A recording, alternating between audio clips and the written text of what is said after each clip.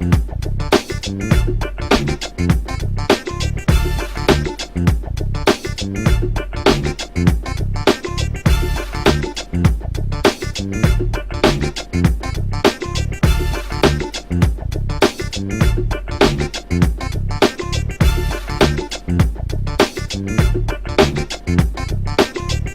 want to support Roland Martin Unfiltered? Be sure to join our Bring the Funk fan club. Every dollar that you give to us supports our daily digital show. There's only one daily digital show out here that keeps it black and keep it real. As Roland Martin Unfiltered. Support the Roland Martin Unfiltered daily digital show by going to RolandMartinUnfiltered.com.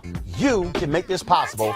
You saw those two commercials from John Ossoff and Raphael Warnock. Evangelical voters are going to be playing a critical role in Georgia on January 5th. Now, surveys of early voters and exit polls this year showed between 76 to 81% of white evangelicals and born-again voters supporting Donald Trump. That's according to the National Election Poll and AP Votecast. Now, the conservative evangelical Christians who helped send Donald Trump to the White House 4 years ago stuck by him in 2020. White evangelical voters made up 23% of the vote nationwide and overwhelmingly favored Trump, with about 8 in 10 backing him. Let's talk with Reverend Dr. William J. Barber, President and Senior Lecturer for Repairs of the Breach, and Reverend Dr. Barbara Williams Skinner, co-chair of the National Black Clergy Network, and also Reverend Jamal Bryant, Senior Pastor of New Birth Missionary Baptist Church. Jamal, I want to start with you for a couple of reasons. Last week we played the video. A lot of people saw the video of Paula White, and she was, praying against everybody for Donald Trump, for him to win, and then she got a lot of pushback and criticism. And so she dropped this video here as a way of talking back to her haters. You have my number. I've got over 6,000 people that got my phone number. You've got my number, all right? You know exactly. I'll be bold enough to say how to call me. Don't be a coward and put something out on the internet when you have my number. Call me. Call me. Because we'll sit up here and I'll have you come here and we'll talk about it. We'll sit here. Don't have me call some things out. You call. Okay, I expect the world to. You guys go ahead. Well, Jamal, she said, don't have me call some things out. Well, Paula, let me call a few things out. Jamal, on August 22nd, 2017, after she made some previous comments on Jim Bakker's show, I sent her an email and said, we need to talk. She responded to me saying she would do so when she got back out of the country. She said her comments were taken out of context. She never called. Then on November 21st, 2017, I emailed her again saying, we need to talk. She said, quote, I'm flying to Ghana this Friday, looking forward to being back there. I return the following week. Let's talk when I return. She never called. On October 15th, 2018 at 1:15 p.m., I sent her another email saying, we need to talk, saying it has been a year since I last emailed you. She never responded. I've emailed her, I have texted her, I've called her. I know for a fact that Reverend Dr. William J. Barber has has asked to, and made it clear he would happily debate the likes of Franklin Graham and Jerry Falwell Jr. and others. They refused to debate. In fact, Jerry Falwell Jr. ordered, when he was running Liberty, ordered the police, if Reverend Barber or anybody from his group who was in Lynchburg stepped foot on the campus, to arrest them. These white evangelicals don't really want to have a dialogue with us, Pastor Jamal Bryant. They care about two things. They care about abortion, and they care about getting rid of all gay folk. Well, you've got several problems layered, Roland. First, let me thank you for being consistent in raising your voice for us. But you've got two issues here for evangelicals who claim to be pro-life for Black babies, but they're not pro-life for grown Black people. So the evangelicals went completely mute around George Floyd, around Breonna Taylor, around Trayvon Martin, Sandra Bland, Freddie Gray. They're not really pro-life. It is only at the place of those who like baby Jesus, as long as he's in a manger. but they don't like grown Jesus when he starts kicking over tables. The second issue, different from Franklin Graham with Paula White, Roland, is the Black church made her. And so there's blood dripping on our hands because we put her on stages, platforms, and programs where we never push sisters with stellar gift, capacity, skill, and credentials, but we let her float through. Now it's what Malcolm X calls the chickens are coming home to roost. And I think that that last Pandora's box that opened was her calling in for African angels to support Donald Trump when she forgot that that was the same land that he cursed as whole nations. And so I responded to that video you just posted, saying, let's have a dialogue, asking, in fact, without knowing the information you just shared, for you to be the moderator. But the Black church has got to have a real come to Jesus meeting about what we promote and understanding what is the slave Americanized religion that has so many of our people sitting in the balcony, but they're not allowed in the finance room. All right, folks, back to that Roland Martin Unfiltered video in just one moment.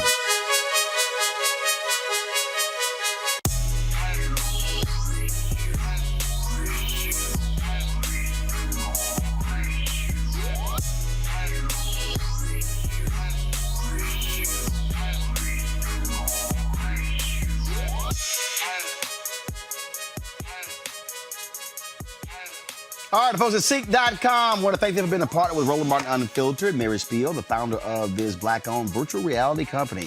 You can watch their content at Seek.com, CEEK.com. This is one of the headsets that you can use. This virtual reality headset. Drop your phone right into here. Look at that content, that VR content on their site. Other 360-degree video puts you right there up close. And so you just pop it on like this, and then you're able literally to just sit here and put yourself in the room and see everything that's around you 360 degrees.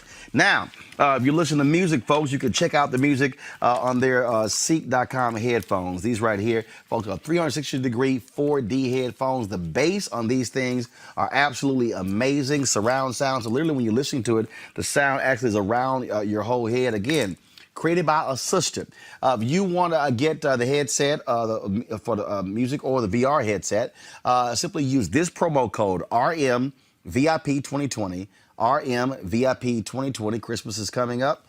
Some great gifts. In fact, my birthday in 9 days. So I'm just giving y'all a hint. So use a promo code RMVIP2020 and go to Seek.com. And again, we appreciate them being partners with us here at Roland Martin Unfiltered. You want to support Roland Martin Unfiltered? Be sure to join our Bring the Funk fan club. Every dollar that you give to us supports our daily digital show. There's only one daily digital show out here that keeps it black and keep it real. It's Roland Martin Unfiltered. Support the Roland Martin Unfiltered daily digital show by going to RolandMartinUnfiltered.com. You can make this possible. This was the video that took place yesterday at Kenneth Copeland's church in Fort Worth. Watch this. The media said what? The media said Joe Biden's president.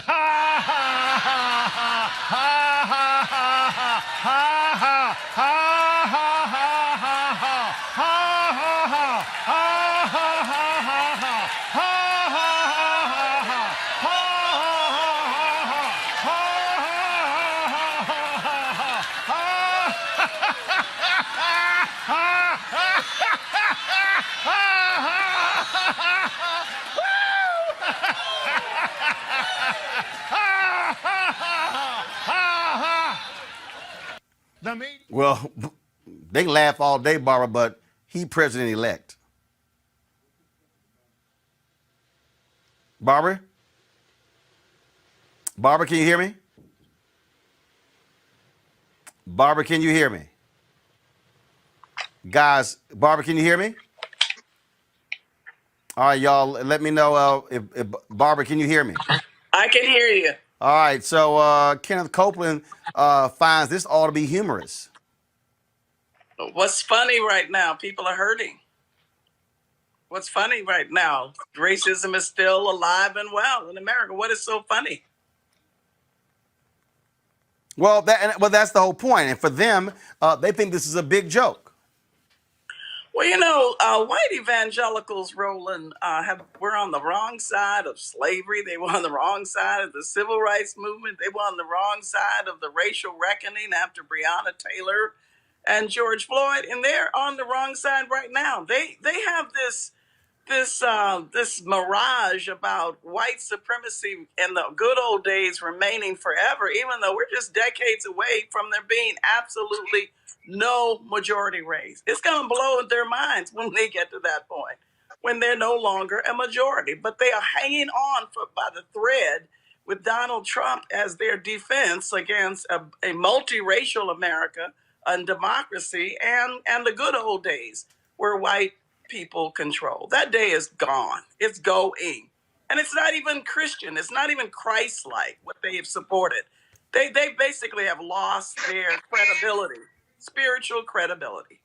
They may have lost their spiritual credibility, Reverend Barber, but the reality is they still form a potent force, if you will, when it comes to the voting booth. And in fact, Reverend Barber, Pastor Rudy McKissick posted this video on his Instagram page, and I just found it to be very interesting. Reverend Barber, to listen to the reaction of white evangelicals to Biden Harris winning. Father, we praise you tonight. We humble ourselves tonight, Lord God. We ask you in Jesus' name, Father, that you'd forgive us as a people. Almighty God, please. God, you are pro-life. And one man is, and one man is not. Would you be pro-life for us? Jesus, Lord, one man is for Israel, one is not. You are for Israel.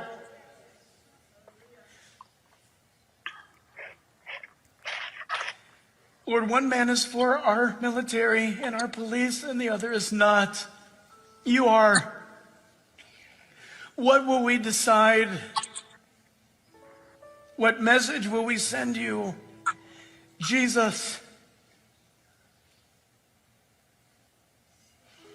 forgive us as a people.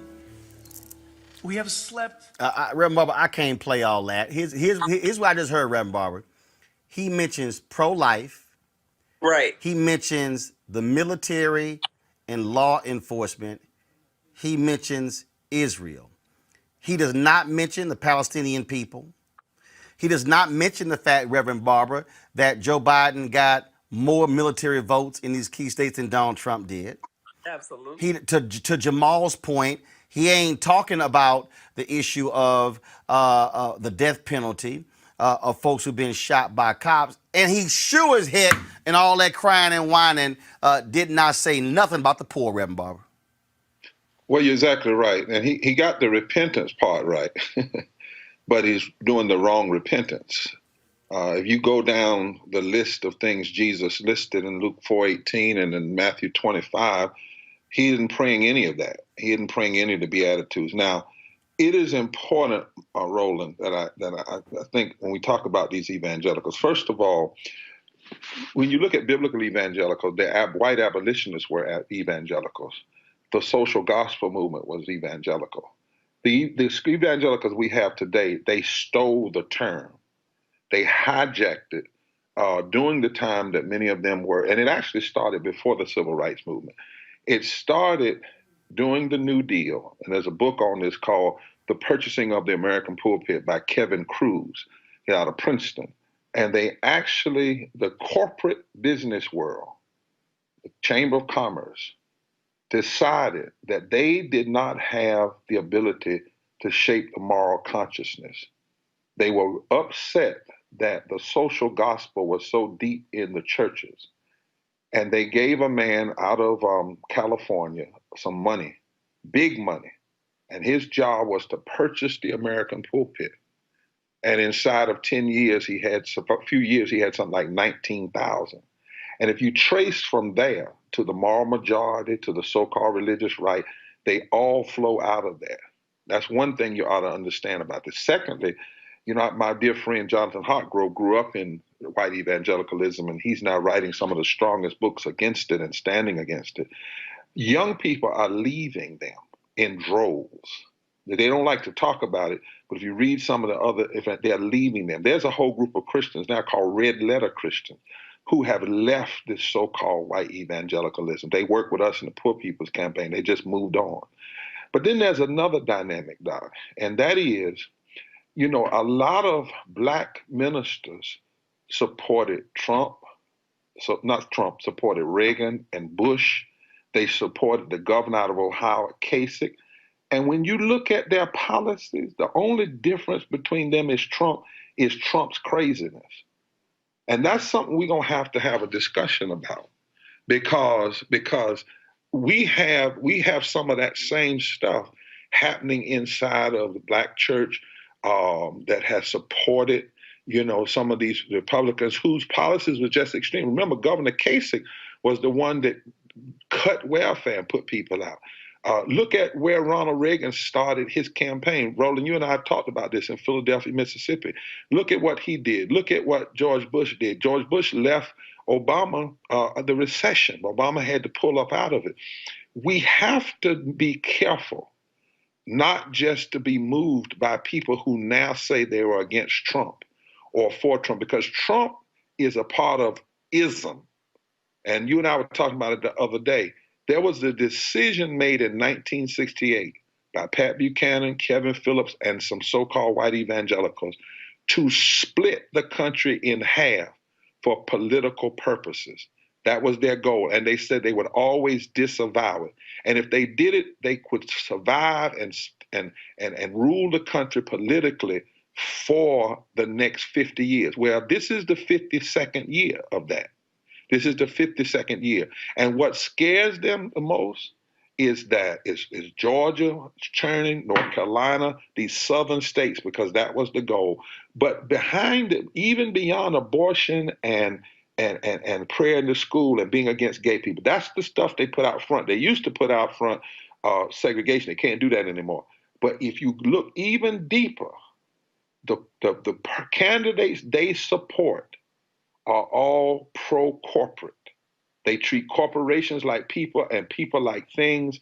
Every one of the judges that they put on the bench vote 90 and 98% in favor of corporation. What we have here, Roland, and I'm through, is what Ezekiel talked about in Ezekiel 22, when it talked about how the prophet, the priest, and the greedy had hooked up together, the love of money. So all that crying you just saw him doing, if you check who really is behind him, his backers, where they really are, all of these folk, it traces to the Dallas Business Club, that group of oil leaders and folk like that have put enormous amounts of resources into creating the illusion, because what they want is the white evangelical vote to go toward candidates who, when they get elected, they will primarily support corporate interests and support voting laws that suppress black, brown, and indigenous votes. That's what's really going on behind. It's deceptive, and you got to get up under it. And Jamal, what has to happen is we have to be willing to challenge them as vigorously as possible. I know some black folks who say, oh, this is about religious liberty and churches should be able to take federal funds and hire who they want to hire. And look, there are a number of black churches that are very much pro-life, that believe in a marriage between a man and a woman, but they also say, but I can't get with your racism. I can't get with how you're treating children on the border. I can't get with it's good people on both sides. And to me, this is the moment where the black church has to frankly throw down against the likes of Franklin Graham and Ralph Reed and Tony Perkins and Paula White and say, no, we've drawn a line. Either you truly with Jesus or, as Reverend Barber said, you with corporate America. Jamal?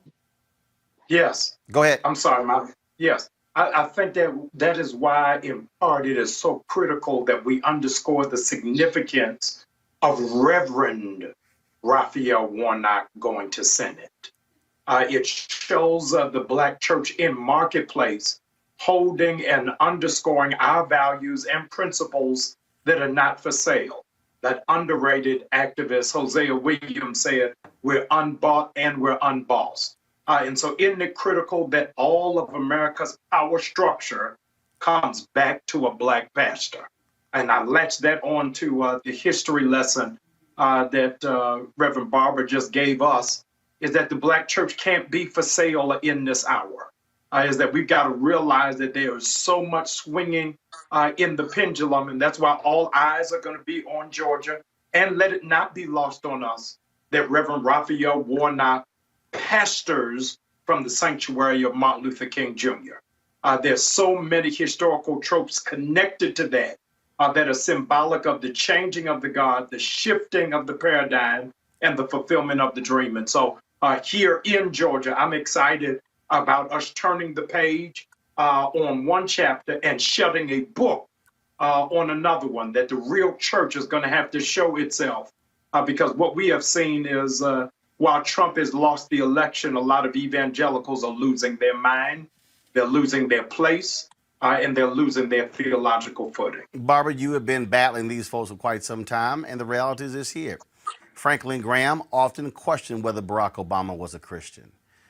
Yet he's excused the cheating behavior of Donald Trump. We've watched these people who always are talking morality and principles and morals and values and ethics completely throw that out the window for Donald Trump. Barbara, go right ahead. We're talking about supporting the empire versus supporting the kingdom. That's what Reverend Dr. Barber was just talking about. That the Black church really threw down in Milwaukee and Detroit and Philadelphia and Atlanta for justice, for, righteousness for the poor. They didn't fall for the okie doke of 8 months, 9 months in the womb, of pro-life. That's not pro-life. They didn't fall for the okie doke of righteous living when you support a president who's the most scandalous, immoral ever. So I'm proud of the Black church, and I'm hearing Dr. Jamal say the same thing, that we have an opportunity in Georgia to lift up the very best of the Black church and not get into bed with white evangelicals as though they are for us. They are not for us. They are not committed. They got what they wanted. They got 200 lifetime appointments on the federal bench, not for, that were anti-civil rights. Yeah. They got that. They got 3 justices who will take out health care for Black people and brown people and poor white people during a pandemic. They are not in the same league with us. Now, should we build bridges? Of course, we're called to do that. But we need to be clear about the differences right now. They would look at the vote. 70% of them have no problem. Racism is not a deal breaker for them. Injustice is not a deal breaker. Caging brown children that's not Jesus. That's none of the gospel. So what Bible are they reading? To me, they have become just another political band. Well, first of all, they lost all moral authority. All right, folks, back to our Roll Mark Unfiltered video in just one moment.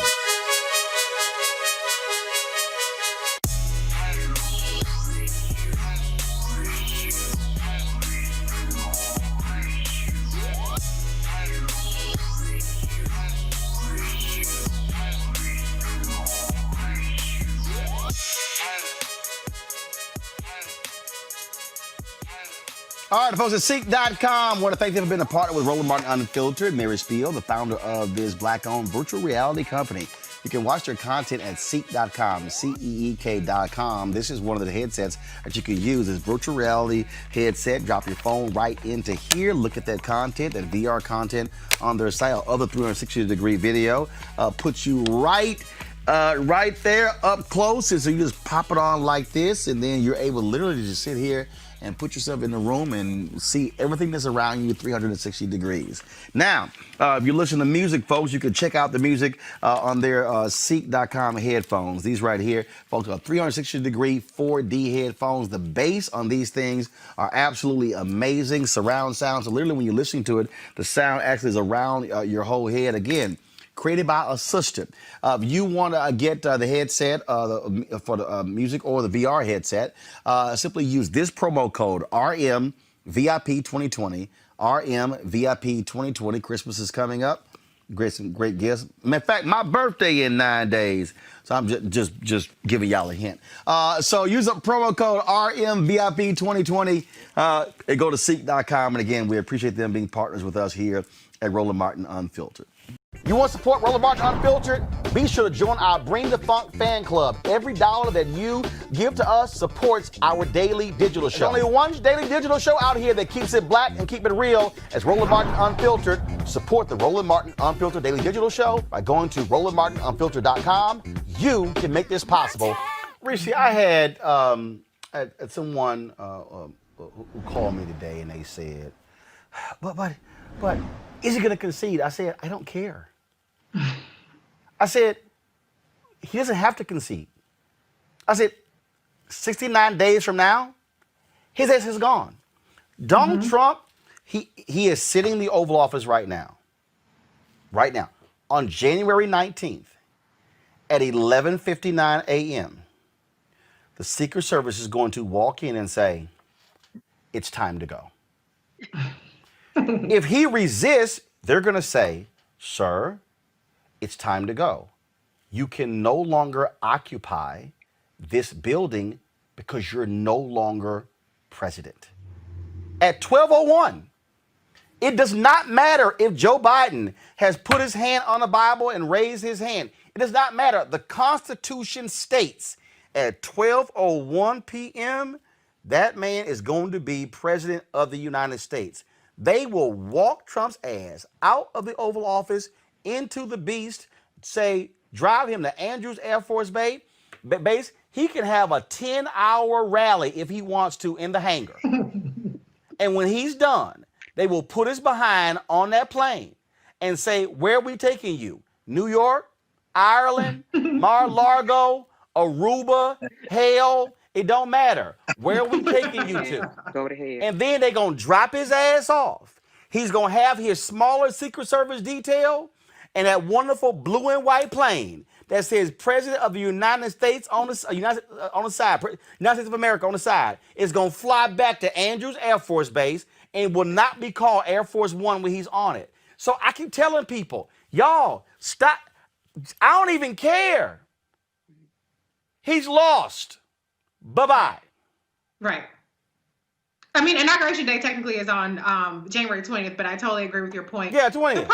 The problem isn't so much that Donald Trump, whether he concedes or not, but what is genuinely a problem is the obstruction from the Trump administration in terms of a smooth and peaceful transition of power. We know that there isn't going to be this armed coup, but nonetheless, we still need these government agencies to cooperate, not because they're competent, not because they have any kind of unique skills that would not be present in a Biden-Harris administration, but because lives are on the line. Even Donald Trump's COVID task force has stated that they're not being able to cooperate with the Biden-Harris task force could lead to more carnage. Donald Trump sat there in his inauguration and he talked about American carnage, and he delivered on that. And that's what's happening right now. We might see another 150,000 deaths at the massive escalation that we're seeing of COVID infections.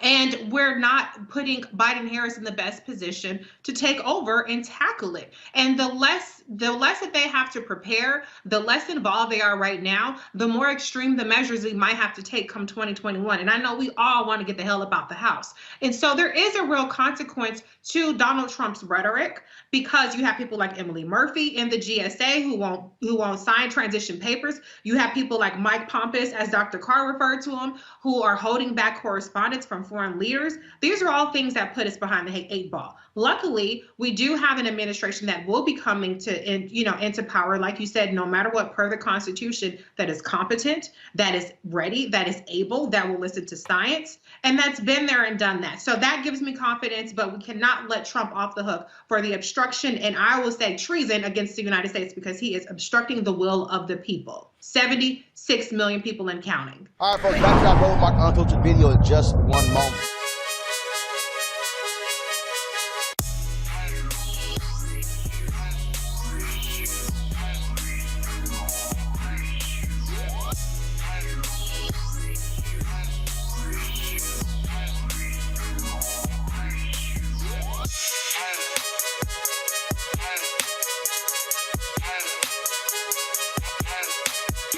All right, folks, this is the Seat.com virtual reality headset. What happens is you just pop your phone right into here, and then when you close it up, you can actually look at the content on Seat.com, their VR content, or you can look at other 360-degree video that puts you right into the room. So, like, literally, you can just be looking all over. And so, Mary Spio is the founder of the company. She's the innovator behind this, a black woman, sister from Ghana.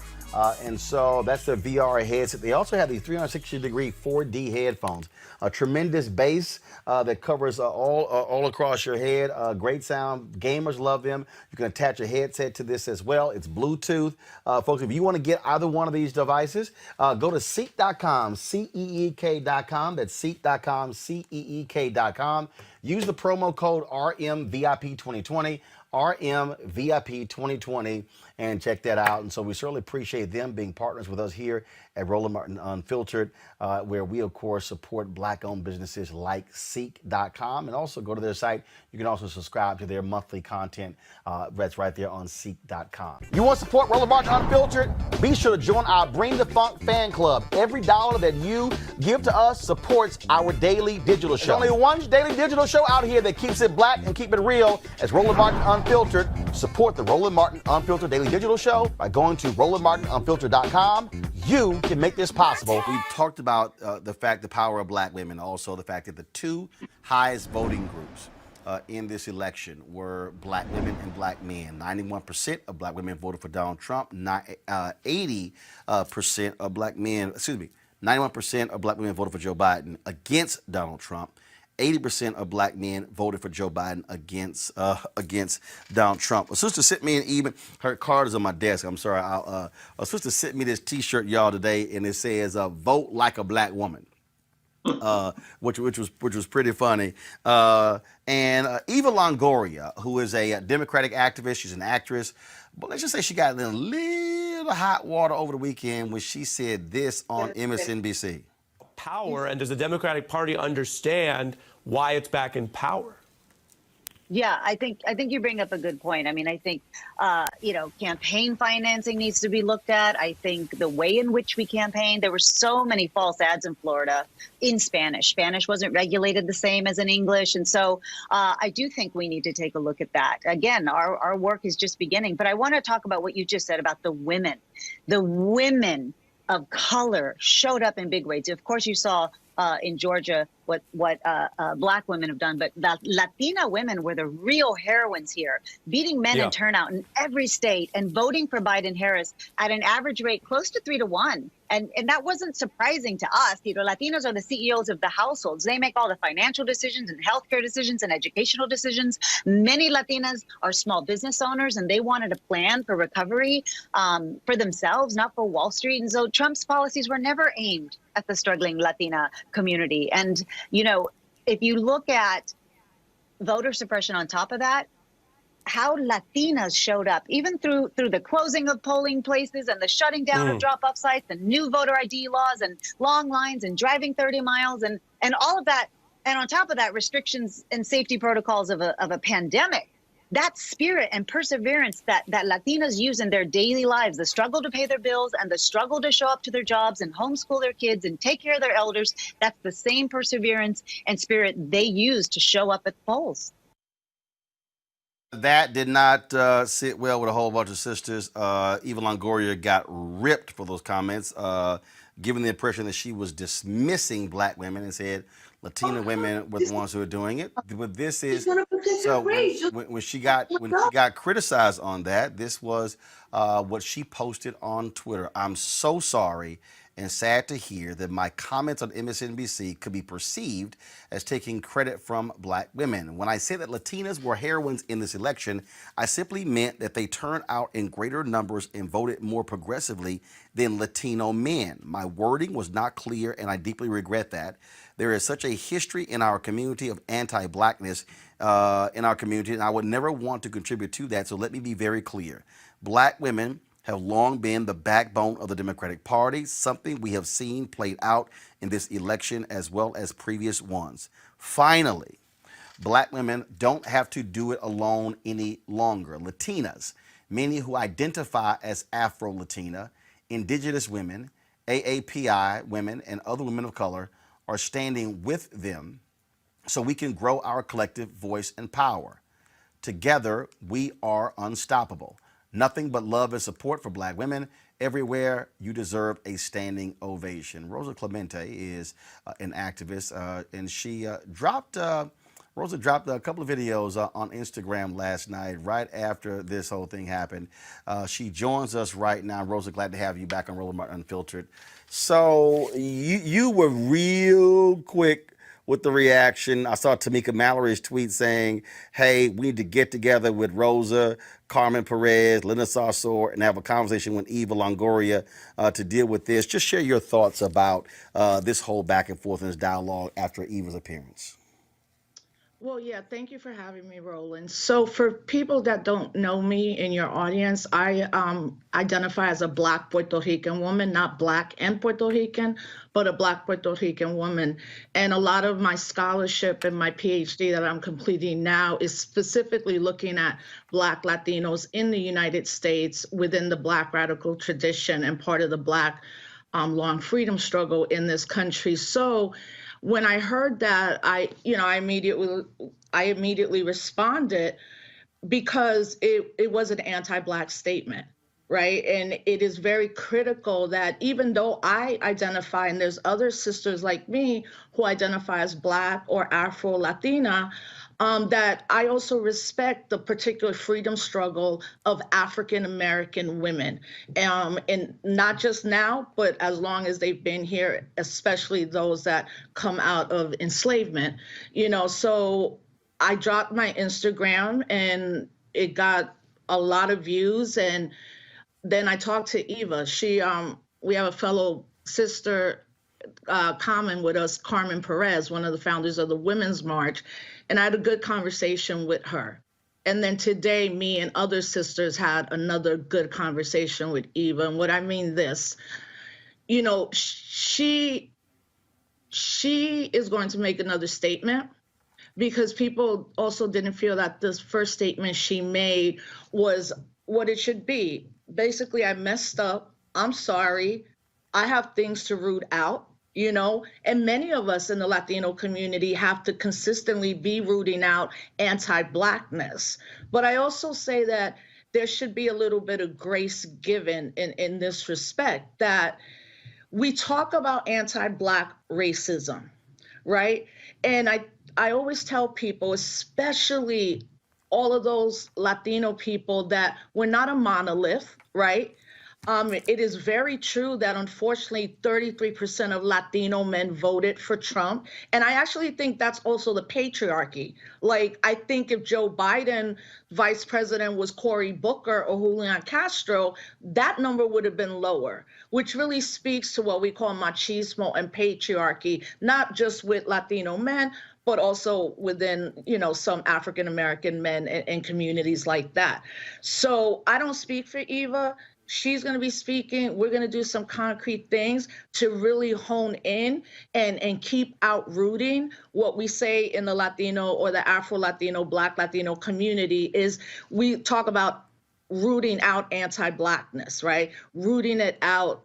There's a saying in our communities, pelo malo or pelo bueno, good hair or bad hair. That all leads to why particularly those of us that are African descendants, right, often don't identify as Black, because there's not even a category for like Afro-Latinos or Black Latinos to identify. We're not ever in any census data at all. So I don't know if people fully understand. There are millions of Afro-Latinos in the country that not only identify as Afro-Latino, Afro-Latina, as Black Latino, Black Latinx people, and also put ourselves within this Black freedom struggle. And I want people to understand that.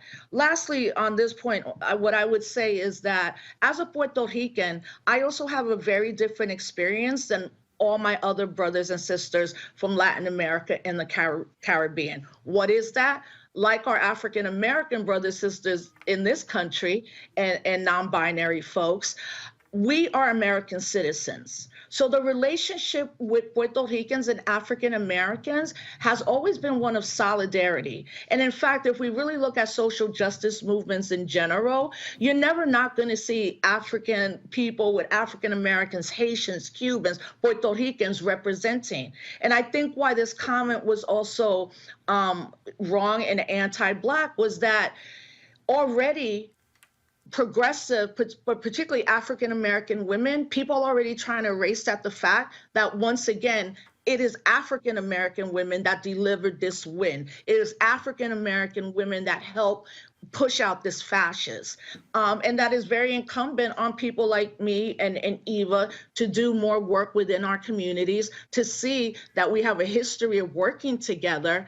And the larger thing is, this is what white supremacy loves. So why continue to feed on that? So we have work to do in our communities, and she's committed to that work, and so am I, along with some other brilliant sisters like Carmen Perez. I had reached out to a very well-known Black actress who is close friends with Eva Longoria last night, and said, let her know we would love for her to come chat with us here, because I think it's important to also have the conversation with Black folks on Yes. Black platforms.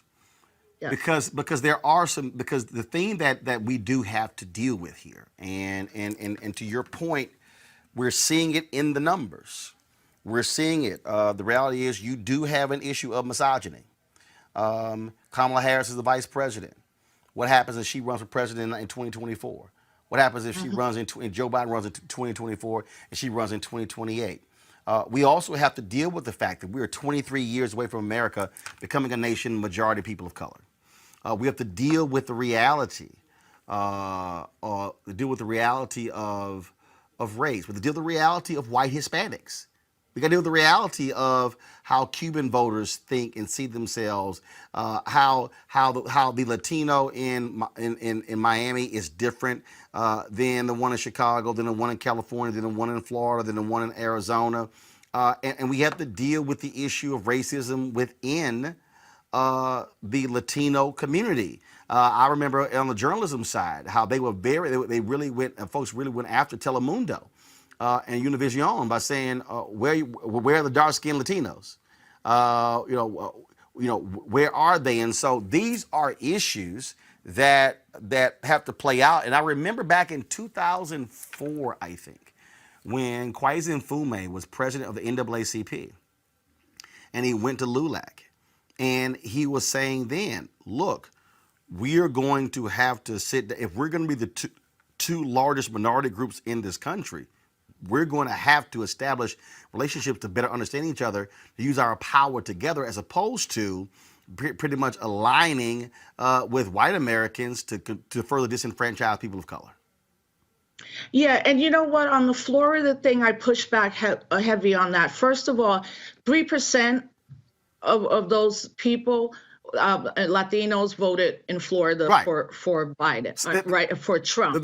First of all, the reason I mentioned Florida is because what has to happen is we have to look at Latinos not as Latinos, but in that case, Cuban Americans, Venezuelans, Puerto Ricans, folks who are Peru, folks who are from Brazil, and people. You can't just simply assume everybody is the same. I'm from Texas, and so I see Mexican Americans a lot differently than Cubans. In fact, I remember there was a guy who ran, Orlando Sanchez. He ran for mayor of Houston, and he was trying to really get the Latino vote, but it was like, dog, you Cuban, you're a Republican. you're a Cuban American who's Republican. They were like, no, we gonna go with the black guy Lee Brown, and we saw that. So what I'm trying to say about Florida is that nobody's talking about the 84% of Puerto Ricans that are in Florida.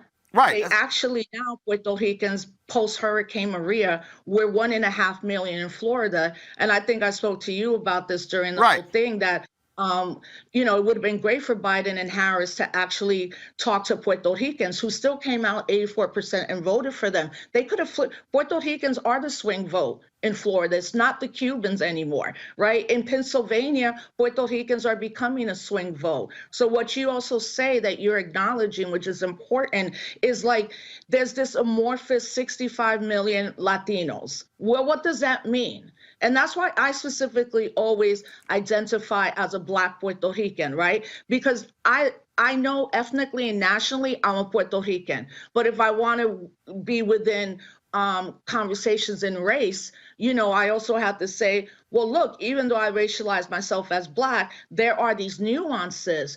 But what I think is still missing is that we don't talk enough about our solidarity with each other, that people are working on this and rooting this out. And actually, as someone that's been part of Black Lives Matter for the last 6 years, I am so heartened that I've been doing this work for 25 years. That's an entire new generation of Afro, Black, Latina women, Latinx folks that are like, we are here, we are dealing with anti-Blackness, we are in solidarity with our brothers and sisters, and we're also going to prove and show up from now on. So then, of course, when Eva makes that mistake, the anti-Black statement that she made, how do we deal with it?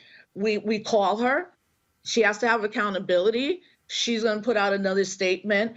And I'm going to keep working in the work that I've been doing, which is to keep uplifting the fact that there is a growing number of us who identify that way. And we have to now think about the data and geographical census data that we can glean. Because in 2016, the Pew Research Center said that over a third of, quote, Latinos in the United States identify racially as Black.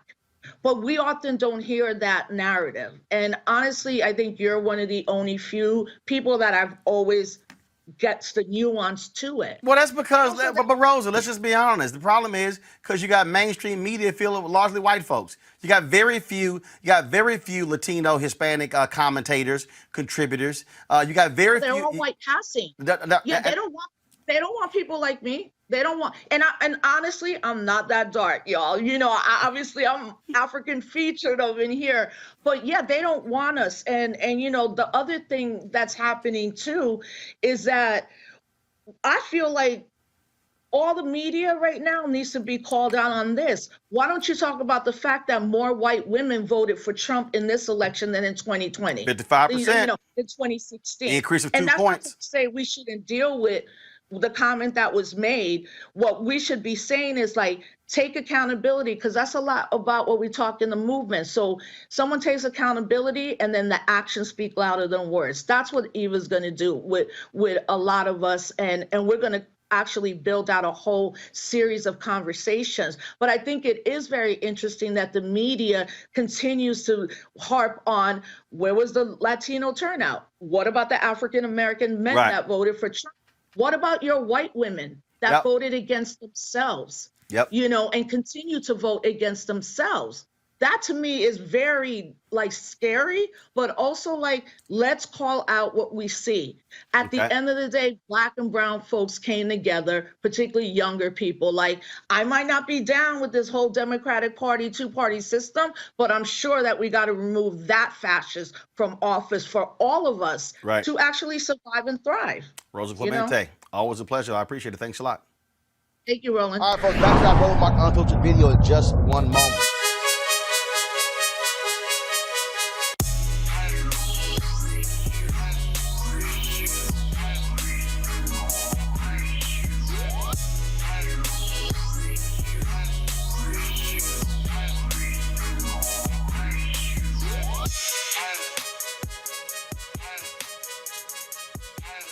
All right, the folks at Seek.com want to thank them for being a partner with Roland Martin Unfiltered. Mary Spiel, the founder of this black-owned virtual reality company. You can watch their content at Seek.com, Seek.com. This is one of the headsets that you can use. This virtual reality headset. Drop your phone right into here. Look at that content, that VR content on their site. Other 360-degree video puts you right there up close. And so you just pop it on like this, and then you're able literally to just sit here and put yourself in the room and see everything that's around you 360 degrees. Now, if you're listening to music, folks, you can check out the music on their Seek.com headphones. These right here, folks, are 360-degree 4D headphones. The bass on these things are absolutely amazing. Surround sound. So literally when you're listening to it, the sound actually is around your whole head. Again, created by a sister. If you want to get the headset for the music or the VR headset, simply use this promo code RMVIP2020. RMVIP2020. Christmas is coming up. Some great gifts. In fact, my birthday in 9 days. So I'm just giving y'all a hint. So use a promo code RMVIP2020 and go to Seek.com. And again, we appreciate them being partners with us here at Roland Martin Unfiltered. You want to support Roland Martin Unfiltered? Be sure to join our Bring the Funk fan club. Every dollar that you give to us supports our daily digital show. There's only one daily digital show out here that keeps it black and keep it real. As Roland Martin Unfiltered. Support the Roland Martin Unfiltered daily digital show by going to RolandMartinUnfiltered.com. You can make this possible. If you want to understand how deranged these folks are, Michael, you've got Lindsey Graham out there saying that, we're going to stand with Trump and we're going to have hearings on the illegal voting. I mean, it's just absolutely ludicrous what you're seeing from these people. But this is also why, Michael, where I keep saying, I don't want to hear no bullshit about how we need to reach out to them. How we need to understand the other 70 million who voted for Trump. No.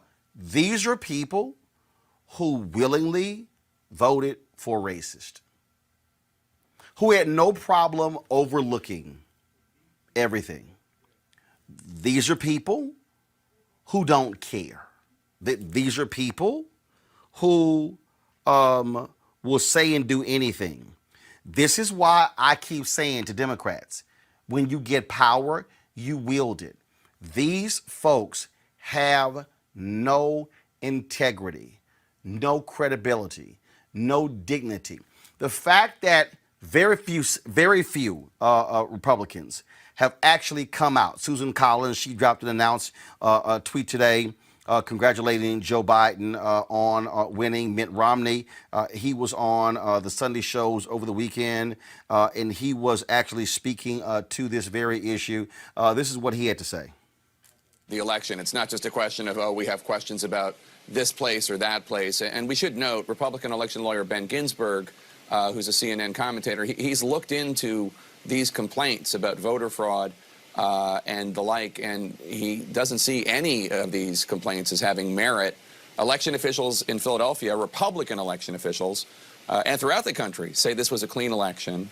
Does it concern you at all that President Trump and his team are out there saying that he won and lying about the integrity of the election with wild allegations? You're not going to change the nature of President Trump in these last days, apparently, of his presidency. He is who he is, and he has a relatively relaxed relationship with the truth, and so he's gonna keep on fighting until the very end. But I'm convinced that once all remedies have been exhausted, if those are exhausted in a way that's not favorable to him, he will accept the inevitable. But don't expect him to go quietly in the night. That's not how he operates. Avis, let me tell you how crazy these people are, how nuts these people are. Kelly Loeffler now wants the Republican Secretary of State in Georgia to resign because he has said this was a clean election. The Lieutenant Governor of Georgia, a Republican, has said we have absolutely no evidence of voter fraud. Now they're turning on Republicans in these states. Ronna McDaniel last week charged that in Oakland County, Michigan, that there was 2,000 fraudulent ballots. The clerk, who is a Republican, came out and said, basically, who the hell are you to question my integrity, and said that is simply a lie. That shows you how dangerous and evil these people are. Absolutely. I mean, they've shown from day one as an administration that they're willing to throw anybody under the bus, including their own people. I mean, how many times does the king of wanting loyalty has shown that he's not loyal to anybody, including his own supporters? This is the same person that left two groups of thousands of supporters out in the cold for hours after one of his super spreader events. This is the same person who keeps on firing person after person after person throughout his time in office, specifically because for some reason they may have told the truth. God forbid, about something. You know, this is the type of criminal enterprise that we have that's running the White House right now.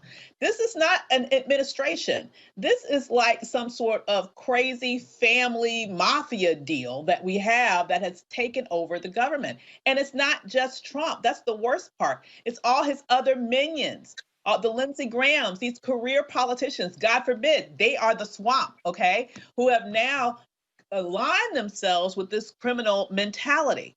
And so I could completely agree with you.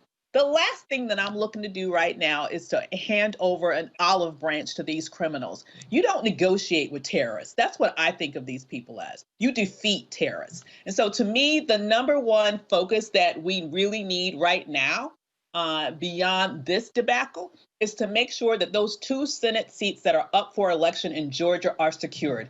I do not want 2 Senates, a Biden and Harris administration to a McConnell-run Senate, because there is no negotiation with terrorists, okay? We need to defeat them, put a stake in the heart. And for that to happen, we need to take over the Senate. And so to me, that is my primary focus at this moment. And Shane, that really has to be the focus, because the reality is this here. If Democrats are able to pick up the seat with Pastor Raphael Warnock and John Ossoff, that would be a 50-50 tie in the Senate. That means that on any ballot, any legislation where it's a tie, Vice President Kamala Harris can break the tie. Everything about Democrats has to be focused on those Georgia seats, because we already see exactly what Republicans are going to do if they are in control of the United States Senate. Absolutely, Roland. And I agree with Dr. Avis and what my colleague is saying on the panel. I agree that we need to focus on the Senate seats. I'm going down to Georgia following Thanksgiving to do some work with the Reverend Raphael Warnock campaign. And in return, I also support John Ossoff because I think that we need to flip those seats. It's incredibly important. And I also remember, Roland, in 2008, when Barack Obama was elected, the goal, obviously, of the Republican leadership was to make him a one-term president. And if you remember, in 2012, he won re-election, but he came back to a Congress and a Senate that it was difficult to get much of anything through. They stonewalled him. So I think we need to focus on making sure that, yeah, we got the presidency. Yes, we actually lost some congressional seats, but let's get the Senate in a majority. However, I would have to disagree with Dr. Avis on the point that all of the 70 million people who voted for the president are racist. I know, or that they are terrorists. I know some people who, in fact, are African-American who voted for President Donald Trump.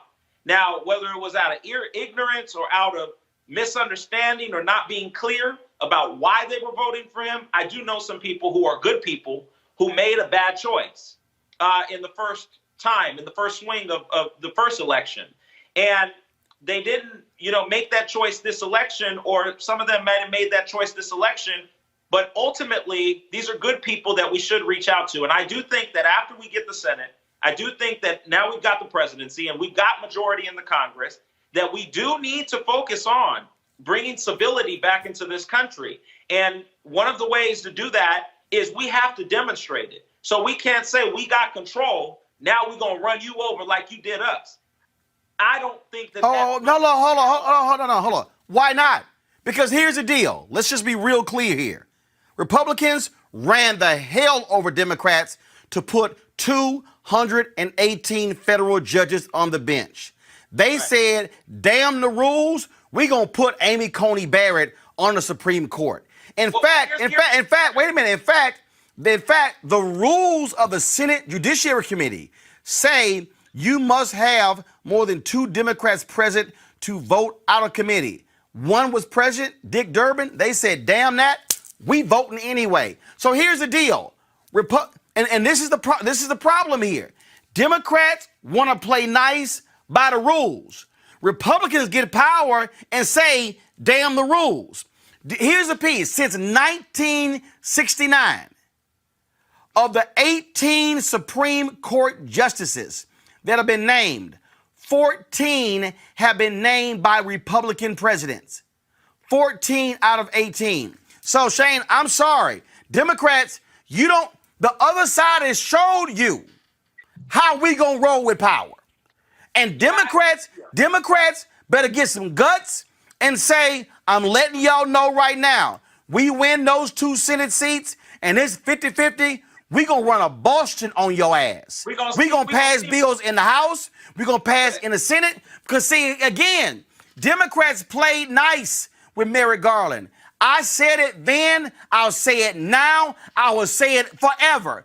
President Barack Obama got played.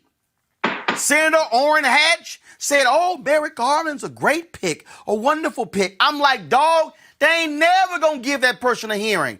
Appoint a black woman, which would have been the first in history. You would have had a black woman, all these old white men opposing a history-making sister that would have galvanized voters, that would have galvanized women. Man, wasn't nobody trying to fight for the 104th white man on the Supreme Court.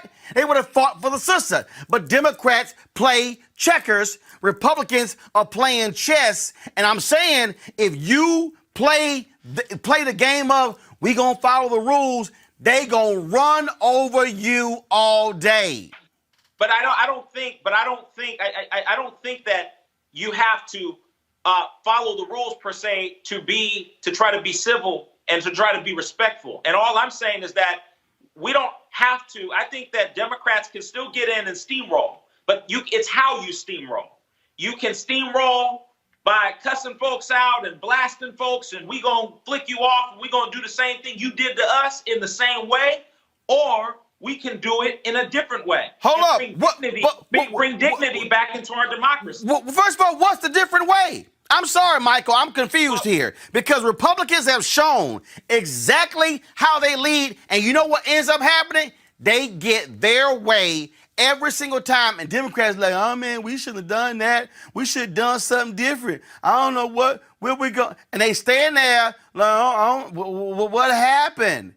No, I mean, I would argue that, though, because there has been a history in this democracy of both of these parties playing that same game and that same tune.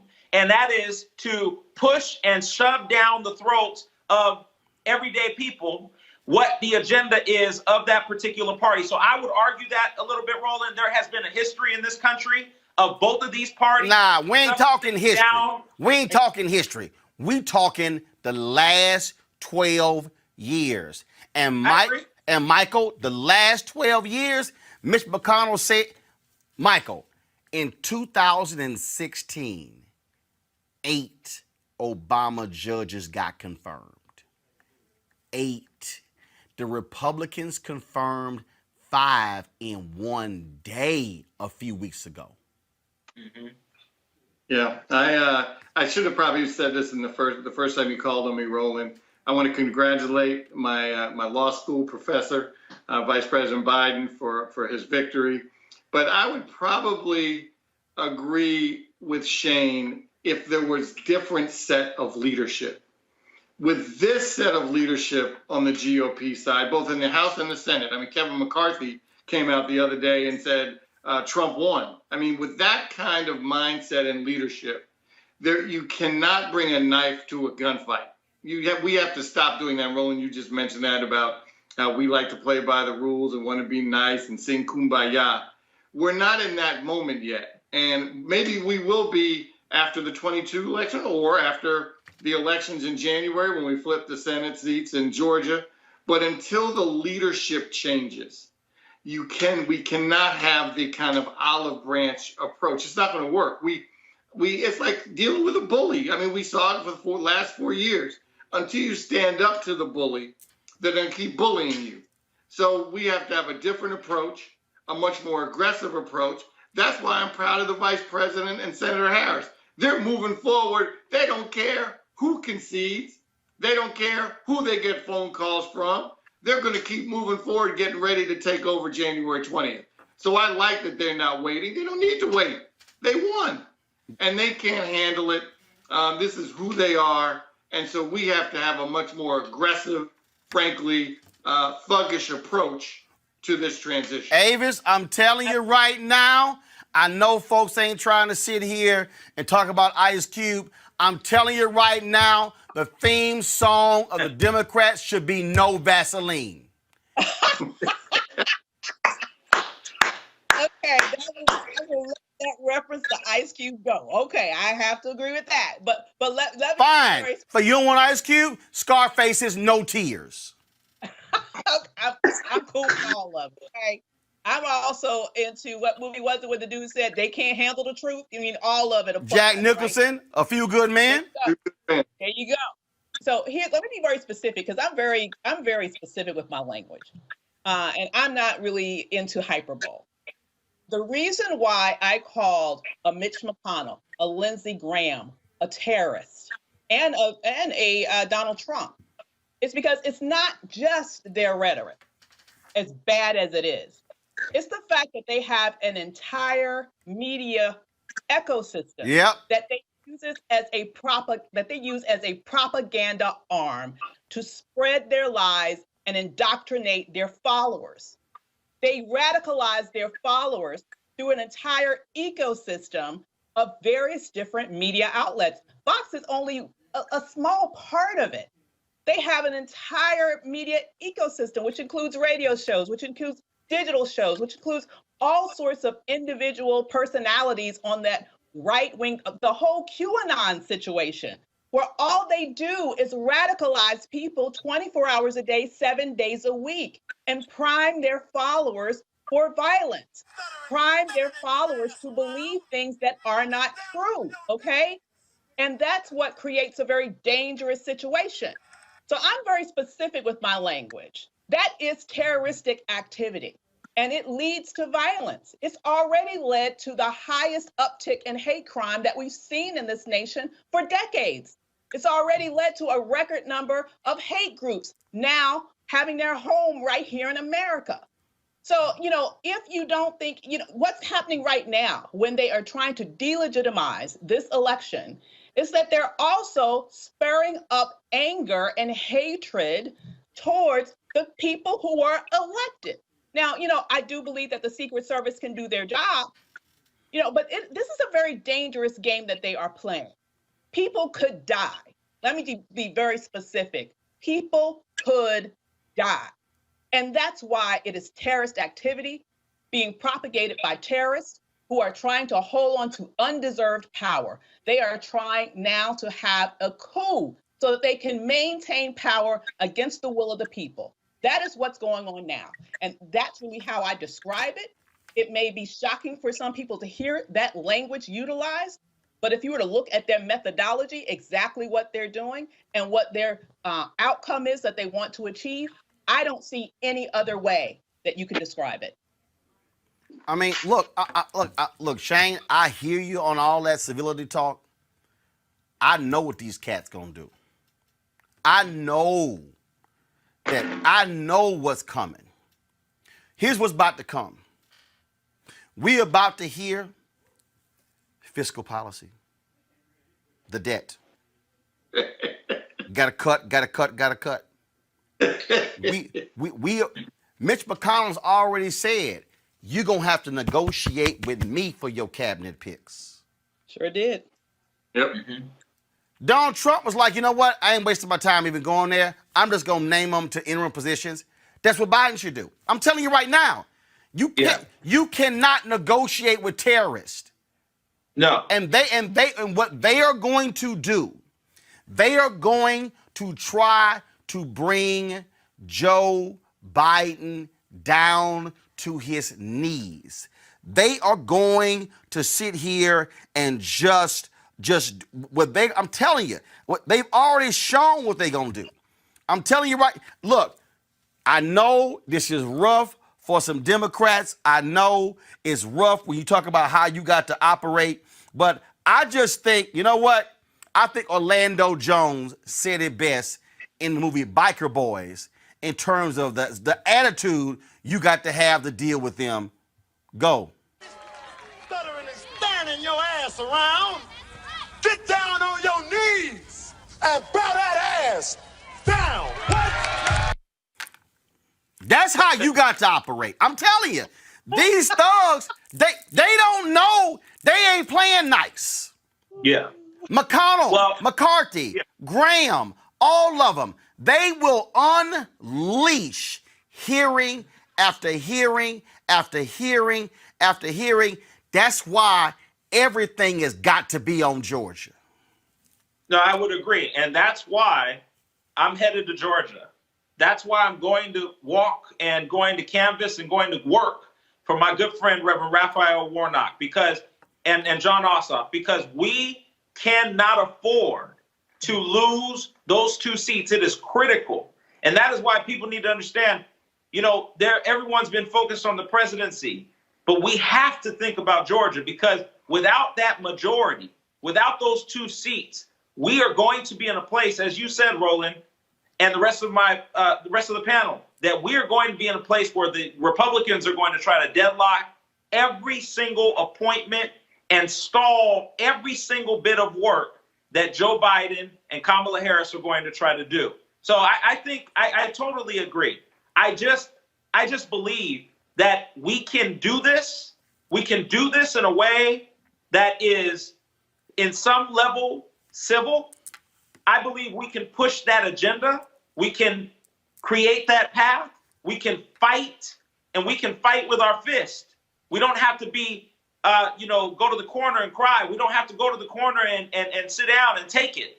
However, we can do this in a way that is still teaching these folks that civility is still needed. We don't need in our own communities across the country a kind of climate where the regular person who voted for Donald Trump, the regular person who thought that Donald Trump was the change that was going to drain the swamp, as he said, and all he did was fill it back up. We don't need those people in our communities across this country. We don't need that kind of division. Wherever we can try to take that division down, we should try to do it. No, here's the deal. But here's the deal, though. Here's the deal, though. What we got to understand is what took place to black people. We need to understand the massive amounts of misinformation that was targeted at black people who were buying into conspiracy theories. A lot of brothers who were talking about the Illuminati and all that sort of nonsense. Russia knew exactly what they were doing in 2016, and then Trump and his folks came right behind it. We broke down here how the Trump campaign had a targeted plan to disenfranchise and keep black folks from voting in 2016. And so we saw exactly what was taking place. Again, hey, I'm going to give you one more Orlando Jones, Michael Brown, in terms of, again, the attitude the Democrats have got to operate with being in charge. Watch this. You keep campaigning for this ass whooping, you're going to get elected.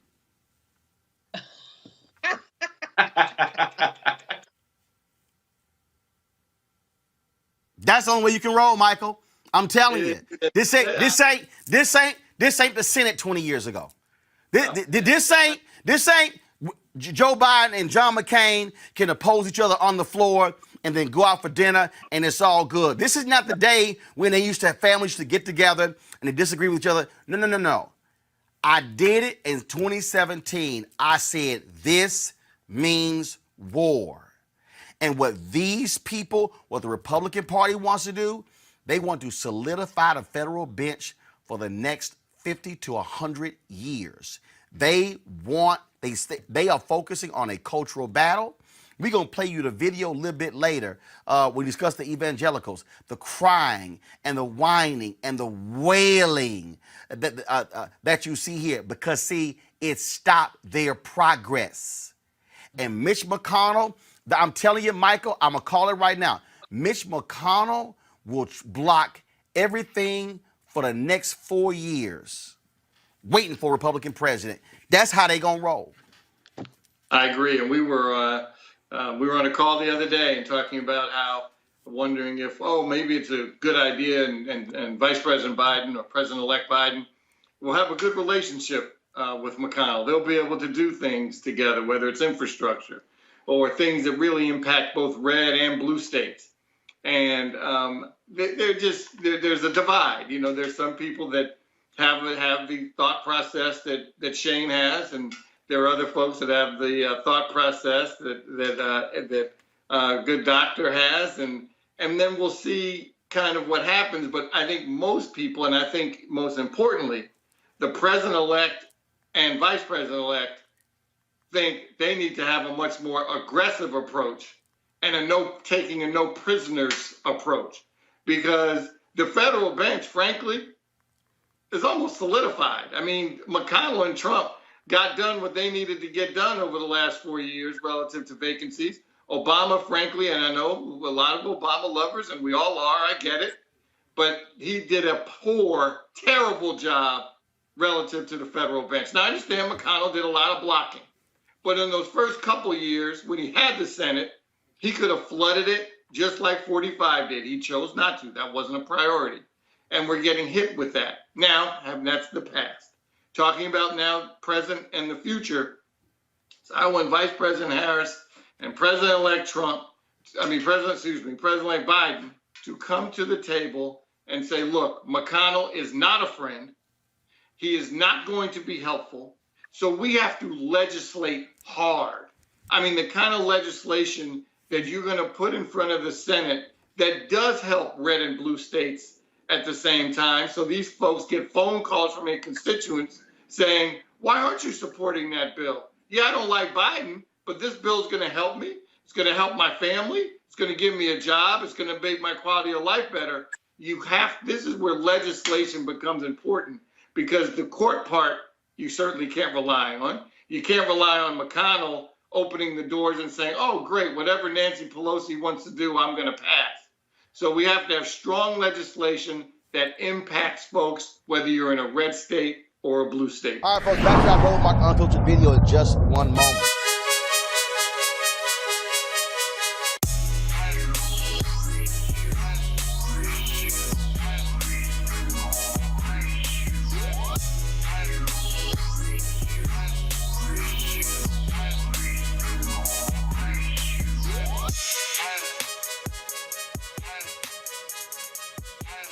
All right, folks, at Seek.com, I want to thank them for being a partner with Roland Martin Unfiltered. Mary Spiel, the founder of this black-owned virtual reality company. You can watch their content at Seek.com, CEEK.com. This is one of the headsets that you can use. This virtual reality headset. Drop your phone right into here. Look at that content, that VR content on their site. Other 360-degree video puts you right there up close. And so you just pop it on like this, and then you're able literally to just sit here and put yourself in the room and see everything that's around you 360 degrees. Now, if you listen to music, folks, you can check out the music on their Seek.com headphones. These right here, folks, are 360-degree 4D headphones. The bass on these things are absolutely amazing. Surround sound. So literally when you're listening to it, the sound actually is around your whole head. Again, created by a sister. If you want to get the headset for the music or the VR headset, simply use this promo code RMVIP2020. RMVIP2020. Christmas is coming up. Some great gifts. In fact, my birthday in 9 days. So I'm just giving y'all a hint. So use a promo code RMVIP2020 and go to Seek.com. And again, we appreciate them being partners with us here at Roland Martin Unfiltered. You want to support Roland Martin Unfiltered? Be sure to join our Bring the Funk fan club. Every dollar that you give to us supports our daily digital show. There's only one daily digital show out here that keeps it black and keep it real as Roland Martin Unfiltered. Support the Roland Martin Unfiltered daily digital show by going to RolandMartinUnfiltered.com. You can make this possible.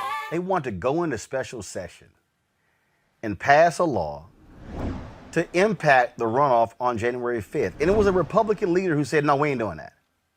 He's like, we are not doing that. He said, what's going to happen is it's going to sit here and it's going to go to court. It's going to get prolonged. It's going to have no impact. No, we're not doing it. This is what people, and this is what I need our audience to understand. And the reason we're always trying to walk our people through history and present day is it operates the same way. Folks, if y'all actually read the book by Jack Bass on that Fifth Circuit, Unlikely Heroes, what you would discover in that book is, this is what they would do in Louisiana. They would pass a law against school integration. The lawyers would go right to the federal court and the judge would invalidate it. The next day, legislature would pass another law. They'd go right to court, the federal judge would invalidate it. This happened continuously. It happened in states all around the South. That's what we're seeing here. And Reese, what I need our people to understand, and I have been yelling this, I'm actually working on a book deal about this right now. We better understand this white fear. We better understand that as long as Republicans control 31 state legislatures, as long as they control redistricting, as long as they control the Attorney General's office, as long as they control governor's mansions, as long as they control state Supreme Courts, you're going to see efforts to invalidate real voters across these states because they fear losing power and control. We had better be prepared, and I'm not talking about over the next 2 months dealing with Trump. No, this is a white American thing that we're seeing, and it's going to happen state after state after state after state, which is why the Georgia seats are so important, because if Congress can pass a strong voter bill that actually makes the VRA, the Voting Rights Act, permanent, forget sunset provisions, and put other things in, you're able to overrule what's happening in these states. Absolutely, Roland. And unfortunately, some of the states made gains in terms of the Republican control throughout this election cycle. You know, we did have record turnout on the Democratic side, but we also had record turnout on the Republican side. And people have to fill out that ballot up and down the ballot. Even John Ossoff down in Georgia got about 100,000 or more less votes than Joe Biden and Kamala Harris. So these are the kinds of things that really do hurt our cause. We have to keep the eye on the ball on local and state elections, every single one of them, every single time. Because if not, it makes the hurdle that we have to clear it that much harder. So I completely agree with you. This is so important that we really stay civically engaged. And I know that people are, already angling to what they're going to demand from the Biden-Harris administration, but we have 69 more days before they take over. In the meantime, we got to win this damn Georgia elections, and we have to keep our eye on the ball and keep the pressure on these Republicans, because what they're doing right now in terms of these lawsuits and these statements that they're making is not about overturning the results of the election. It's about a propaganda campaign to serve as a pretext for further voter suppression.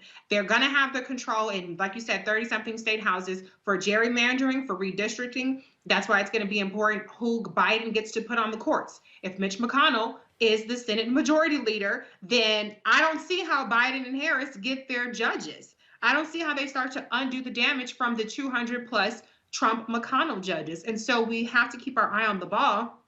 And I know people are probably tired of hearing about voting. They're probably tired of hearing about what their civic responsibility is, but we cannot let up now. This is, I've been saying, I said it twice, 2017, I said it this year, Erica, this means war. I'm not sure folks are fully prepared for this. One of the reasons why I've been so critical of this infighting among progressives and progressives and corporate Dems and establishment is, I'm like, do y'all understand what they're doing? Mm-hmm. Erica, they ain't dealing with infighting. They're dealing with consolidation. Mm.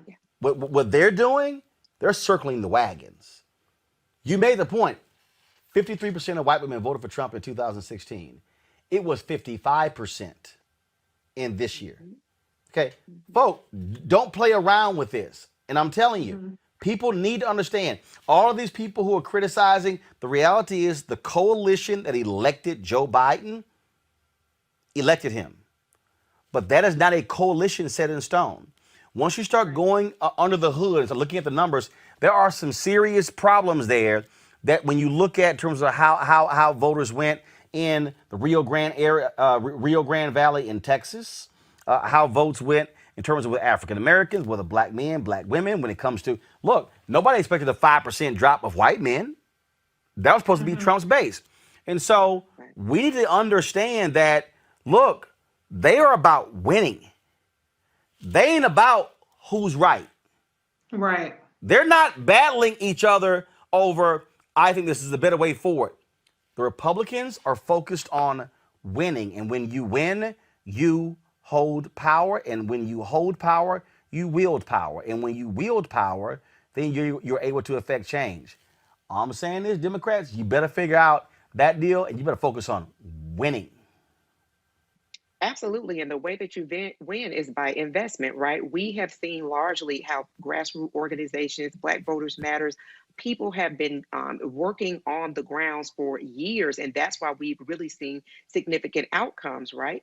So the other thing that Democrats need to take a lesson from is actually investing in the South.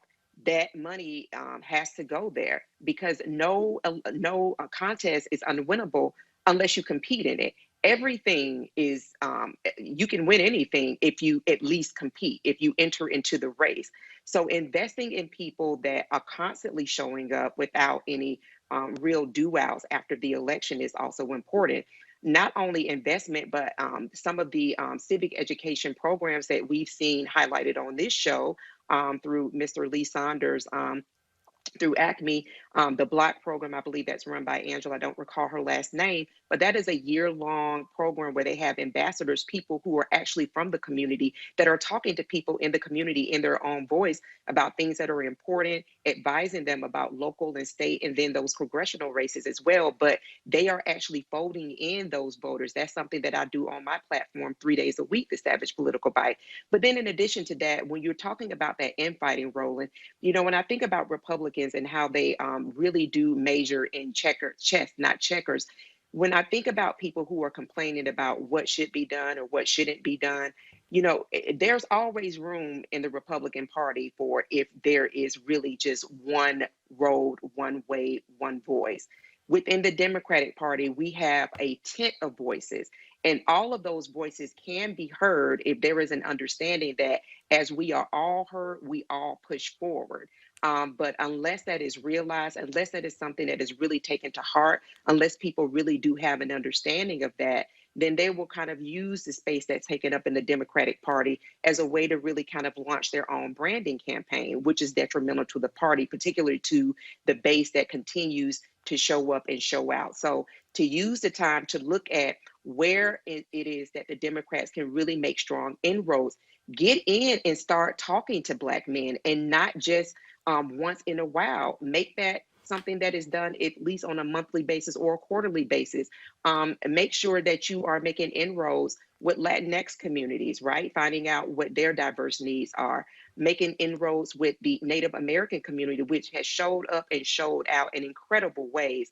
And then also with Black women. But those are things that have to be done. That is called investments. That is what the Democratic Party really needs to hone in on, because as we said on this show over and over again, the get out the vote, the 2 to 3 get out the vote efforts, that's thrown out of the window. And I think that we can count on people having a better understanding how elections really do have consequences that really do now have an appetite for engagement.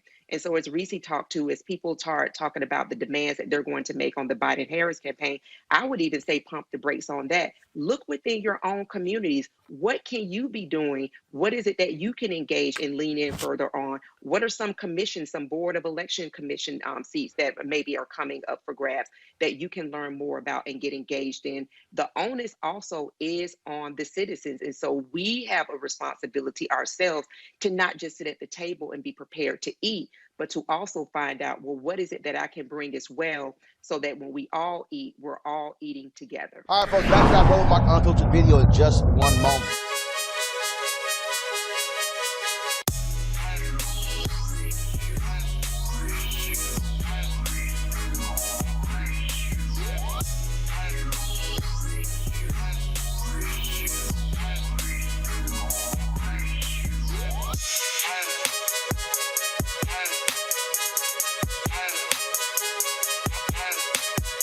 All right, folks, this is the Seat.com virtual reality headset. What happens is you just pop your phone right into here, and then when you close it up, you can actually look at the content on Seat.com, their VR content, or you can look at other 360-degree video that puts you right into the room. So, like, literally, you could just be looking all over. And so, Mary Spio is the founder of the company. She's the innovator behind this, a black woman, sister from Ghana.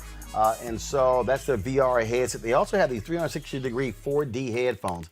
A tremendous bass that covers all across your head. Great sound. Gamers love them. You can attach a headset to this as well. It's Bluetooth. Folks, if you want to get either one of these devices, go to Seek.com, Seek.com. That's Seek.com, Seek.com. Use the promo code RMVIP2020. RMVIP 2020, and check that out. And so we certainly appreciate them being partners with us here at Roland Martin Unfiltered, where we, of course, support black-owned businesses like Seek.com. And also go to their site. You can also subscribe to their monthly content that's right there on Seek.com. You want to support Roland Martin Unfiltered? Be sure to join our Bring the Funk fan club. Every dollar that you give to us supports our daily digital show. There's only one daily digital show out here that keeps it black and keep it real. As Roland Martin Unfiltered. Support the Roland Martin Unfiltered daily digital show by going to RolandMartinUnfiltered.com. You can make this possible. I do want to go ahead and talk about this here. I'm really getting sick and tired of these damn progressives who are acting a complete ass. They're acting right now complete ass, okay? Sniping at each other, blaming each other. Last I checked, the Democrats won the White House. Last I checked, they still control the House. Last I checked, if you win 2 Senate seats, you control the Senate. They're acting like they lost. And I think one of the biggest problems here is that these progressives and these Democrats, they thought there was going to be a blowout. They thought, oh, we're going to have 57 seats in the Senate. Man, we're going to go to 235, 40 in the House. Oh, my God, we're going to sit here and get 400 electoral college votes. It didn't happen. I wish they would shut the hell up, stop going at each other, and focus on Georgia, then focus on leading after January. But this whole deal, oh, defund the police is why we lost. Oh, you didn't run. That's what they're saying over to AOC, and she's saying y'all didn't run strong digital campaigns. I'm like, Democrat, do you know how to enjoy a win? They can't help themselves, Roland. But I wish they would shut the hell up. Because what you're doing is you're taking the emphasis off of where it should be, which is win those 2 Georgia seats. Focus. I saw this dumbass tweet today. And yes, I said a dumbass tweet. He blocked me. Somebody screenshotted this. And let me find it.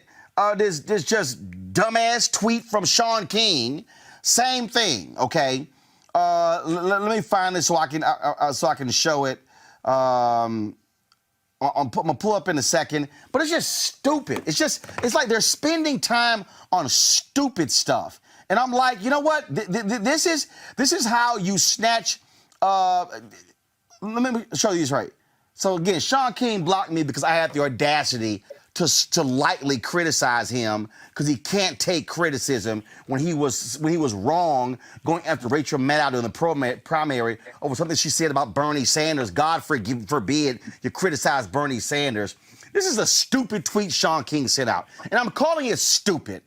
This is what he's tweeted. I live in Hakeem Jeffries' district. Drop the lower third. I live in Hakeem Jeffries' district in Brooklyn.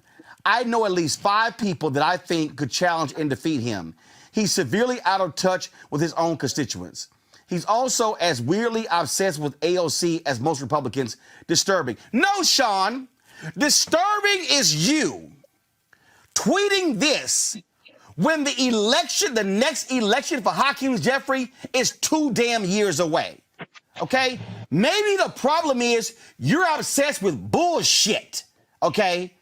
Because the real focus right now is not on somebody running against Hakeem Jeffries. The real thing is, can you beat Perdue and Loeffler? This is stupid, Robert. It's stupid.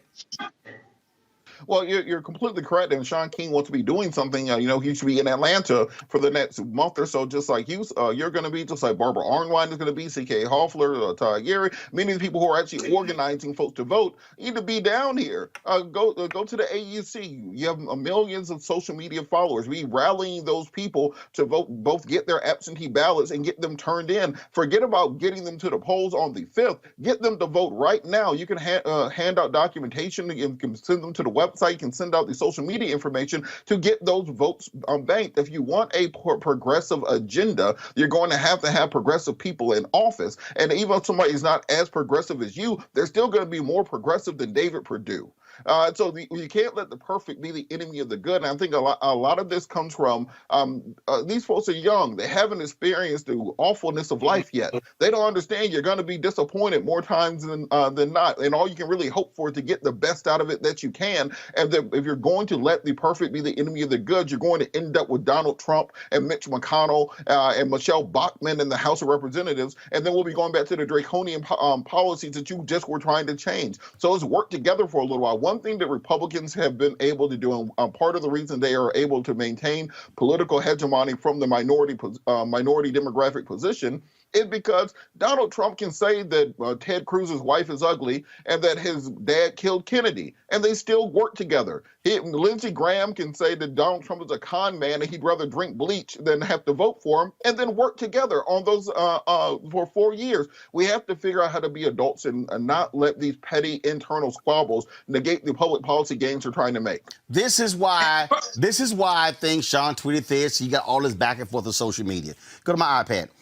This is the Political story. They quoted Hakeem Jeffries on this call they had last week where Democrats were blaming each other back and forth. Do we want to win? Do we want to govern? Or do we want to be internet celebrities?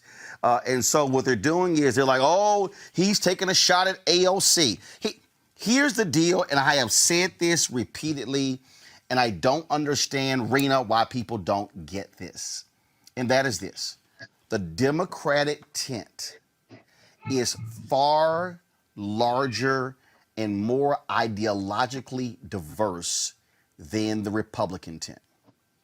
On the Republicans, you're either right, far right, or nuts. It's 3. Right, far right, or nuts. Okay? On the Democratic side, there are conservative Democrats. There are moderate Democrats. There are center-left Democrats. There are progressives. There are far left. Then you got far left folks that are so left they might swing back right. Okay? That's what you got. And the reality is this here. Democrats, Republicans control 31 state legislatures. Wake up. Which means they are in control of drawing the boundaries for congressional seats, which means that you have more hard right districts Then you have hard left districts. In where? Texas, Florida, North Carolina, Wisconsin, and on and on. And so, when people say we can't run on defund the police, that's true depending on your district. You can't run on I'm a socialist depending on your district. You can't run on hey, I support fracking depending on your district. So what Democrats have to do is shut the hell up and allow, which we've been saying, allow people to run a certain way in their district and understand, Rena, that Republicans are going to run ads against that person saying they're going to be a puppet of Nancy Schumer. This is what they're going to do. I'm looking at Political right now. This is on their front page. The GOP's Georgia boogeyman, Chuck Schumer. This is going to happen. But what Democrats need to do is stop all this back and forth bickering that plays out in media and shut up and say you lost some races, you thought you were going to win some, but you still won, Rena. Now your focus has to be on Georgia and then reclaiming seats in 2022 when the map is actually set up better for Democrats than it is Republicans. That's right. It's about it's the numbers here, and I really love what Robert had to say too. Is that there's a bit of the age thing playing in here, no doubt. I mean, this is a sort of eagerness to go ahead and make sure that Nancy Pelosi and Schumer go to retirement quicker than they expected. I mean, look, young people like AOC probably feel like, what the heck? Why are these guys still around? You know, here I am, pretty much an international celebrity, the figurehead of a movement. She and the squad, but. I mean, I think there's a reality here is that there's a long game to be played, and they should be celebrating this as a win. I mean, there's no doubt in my mind that broad coalition building I spoke about and praised Joe Biden for is what got Joe Biden to where he did. And he's getting very close to closing in on the same number that Trump did in 2016. So, if Democrats nationally, and in these federal seats want to be smart and play this the right way, they need to do exactly what you said. They need to keep their mouth shut and stop blaming people like the Lincoln Project. When I saw AOC's tweet, I lost so much respect for her. I actually had started to come to feel like she was really coming into her own and was becoming very strategic herself. But I think she's lost sight here of the really big picture. And if this kind of behavior continues, they're digging their own grave. So, I mean, let's acknowledge the facts for sure, is that the GOP is not dead. This was a referendum on the man in the Oval Office, but not exactly on those Republicans holding seats all the way down ballot. You look around, you see the Republicans held on in the Senate so far. And they didn't get the flips they wanted. The Democrats did not get the flips they wanted in the House. But the reality is, you look at Republicans in the state houses, there were gains made. You look at the number of Republican women that were elected, it's a bigger number than ever. So I think that the country really, Democrats throughout the country need to acknowledge this. And I know a lot have, but it needs to really permeate and make its way through the ranks of those who've come up like AOC types. And I'm certainly not talking about Lauren Underwood types. I mean, I think Congresswoman Underwood, I'm just so glad, by the way, to see that lead she's got. She's been measured. She's been really good. But there are a number of others like Rashida Tlaib. They really ought to just close their mouths because they're still, it shows the results of this election. What we know so far is that conservative policies are still pretty much in favor throughout the country. People don't want the tax hikes that could stop the growth of the economy, whether it's post-COVID or right now in COVID. But there's also not vast support for Green New Deal, for things like cutting oil and gas and coal. There's just not widespread support for that. And so this needs to go back to a moment where I think younger Democrats, those who are very progressive and are trying to hijack, say to themselves, what kind of game is the other side playing? The other side is trying to paint us out as very fractured while they all get in line behind dear leader and whoever the next appointed dear leader would be. Scott. Yeah. My mother used to say, just because you got an opinion doesn't mean you got to share it. Everybody in the room doesn't even know how you feel about something or somebody. And I understand the media and politics and stuff, but it's a big picture. And you're right. They ought to be focused on the Senate. You can have those conversations privately. Why does Sean King and AOC and others have to have these public discussions that are hurting the big picture for the Democrats, whether they're young or old? It doesn't really matter. First of all, here's what happened. Now, first of all, there was a call last week among the Democratic caucus. That call, stuff got leaked out. It got reported on, and there were comments made. She also was interviewed in the New York Times. Look, stories are going to be done. The point I'm making is, here's the deal. Do I believe that AOC is an internet celebrity? No. What she is a very popular. There are a lot of people who love her across the country, but there are a lot of people who don't. And the reality is, she appeals to those people who she appeals to. Got it. But folks need to understand that that's not how every district is run. Just like you can't run like Maxine Waters in every district. You can't run like Jim Clyburn in every district. You can't run like that. Everything is based upon how your district is set up.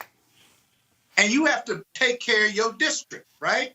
You got to. Yep, the 700,000 folks in your district. Different segments. But take care of your and there's district. some people being called to the carpet. My point? Scott, go ahead. Yeah. Scott, go ahead. Can I finish this point? Man, I said go ahead. Stop whining. Go ahead. Your ass be interrupting everybody else, and now you're getting all sensitive. Now go ahead and finish, Cap. I'm not sensitive. Come on, Kappa. Come on, Kappa. Anyway, you take a representative district like Lucy McBath, a conservative suburban district of Atlanta, right? She ran against Handel. She handily beat Handels because she focused on her district. She didn't, while the Republicans tried to paint her the way they were going to paint her, right? She spent a lot of time nurturing her district because she was in a much closer race 2 years earlier, right? That is a model race that she ran and that the Democrats needed to hold onto that seat, and she beat her by at least 10 or 20 percentage points, right? It encapsulates what you're saying in regard to each district being different. And if you take care of your district, then the Democrats can have all of these different groups within the big tent, right? But they've got to be free to take care of their districts to maintain their electability. Yeah, so that's what all the back and forth helps nobody. At the end of the day, it is about winning. It's about winning. And yet Democrats, guess what? You won, okay? Shut up. Celebrate the fact that you're in control, and now your focus should be in the next cycle, how to build upon that. That's what you do. But you don't sit here and you keep the back and forth and the whining and the complaining. That helps nobody. It helps nobody, and it just makes no sense whatsoever. All right, folks, back to our Roland Martin Unfiltered video in just one moment.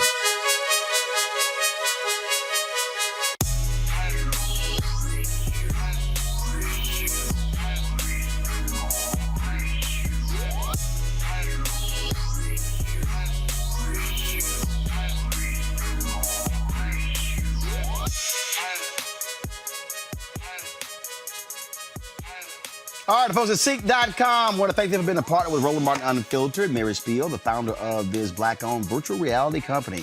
You can watch their content at Seek.com, CEEK.com. This is one of the headsets that you can use. This virtual reality headset. Drop your phone right into here. Look at that content, that VR content on their site. Other 360-degree video puts you right there up close. And so you just pop it on like this, and then you're able literally to just sit here and put yourself in the room and see everything that's around you 360 degrees. Now, if you listen to music, folks, you can check out the music on their Seek.com headphones. These right here, folks, are 360-degree 4D headphones. The bass on these things are absolutely amazing. Surround sound. So literally when you're listening to it, the sound actually is around your whole head. Again, created by a sister. If you want to get the headset for the music or the VR headset, simply use this promo code RMVIP2020. RMVIP2020. Christmas is coming up. Some great gifts. In fact, my birthday in 9 days. So I'm just giving y'all a hint. So use a promo code RMVIP2020 and go to Seek.com. And again, we appreciate them being partners with us here at Roland Martin Unfiltered. You want to support Roland Martin Unfiltered? Be sure to join our Bring the Funk fan club. Every dollar that you give to us supports our daily digital show. There's only one daily digital show out here that keeps it black and keep it real. As Roland Martin Unfiltered. Support the Roland Martin Unfiltered daily digital show by going to RolandMartinUnfiltered.com. You can make this possible. But I'm going through the Twitter feed of Donald Trump, and Bishop Harry Jackson Jr., who was one of Donald Trump's, was listed as a spiritual advisor. I think it was on Easter. He prayed with him. You will see a lot of photos with evangelicals standing behind him. He died on Monday, okay? Had tested positive for COVID 2 days previously. But if you want to see how Donald Trump doesn't give a damn about you, I'm looking on here, and maybe I'll find it. I don't even see a tweet acknowledging the death of Bishop Harry Jackson. Donald Trump don't give a damn about none of these people. He don't care about any of his staff members who gets this. He don't care. And these fools, so let me be real clear. You got to be stuck on stupid if you are going to the White House to be with a man who doesn't care about whether you live or die. Mm-hmm. Exactly. It's like they have to be faced with that. It has to be thrown in their face for them to understand. It has to be broken down in such a way. But, you know, I think I really heard something here, and I think that was echoed by both my fellow panelists, is that there is just a fundamental disconnect with how they see us. And, you know, when I think about us, I think about black and brown babies like my children, and those children, over 600 of them, who they cannot locate their parents, the children that were in cages. Lawyers say it's worse than they thought. They cannot locate the parents of these children. It breaks my heart, but it does not break the heart of Donald Trump, who I unfollowed on Twitter just the other day, by the way, I must say, and I encourage everybody to do so, because we have a president-elect now. And you know, look, you gotta smile or laugh about something in this era, because it is just so much worse. And you know, when I talk to some Republicans, they say, well, Obama, he built those cages, he put those kids in cages. And then you think to yourself, okay, now I got to start at point A here. I got to break down for them how it all went down. But the reality is that the average voter throughout our land is not reading much, is not much connected to any form of news. I mean, they might consume it in the form of fast food headlines here and there, but the vast majority of Americans are not really plugged up or in the know of kind of what's happening in our nation's capital or in their state houses. And then secondly, they reject it because it's just far too complex for them to listen to. So there's almost a rejection of fact right there. But when I say that black and brown people are adversely impacted by COVID-19, I have data to back that up. I have stats to back that up.